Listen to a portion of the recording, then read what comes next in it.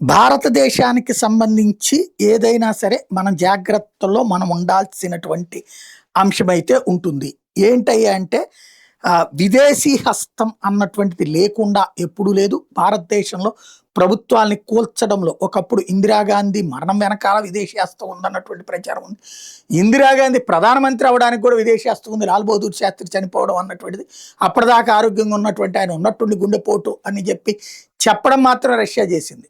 ప్రభుత్వాలు మారేటటువంటి సందర్భంలో విదేశీ హస్తాలు అట్లాంటివి ఉన్నాయి. రాజీవ్ గాంధీ మరణం వెనకాల శ్రీలంక సంబంధించిన ఎల్టీటీఏ ఉండటం వేరు. ఇప్పుడు నరేంద్ర మోడీని దెబ్బ కొట్టడానికి అట్లాంటి విదేశీ హస్త ప్రయత్నమే చాలా సీరియస్గా జరుగుతోంది. మనం దృష్టి సారించాల్సినటువంటి అంశం దాని చుట్టూతోనే ఉంది.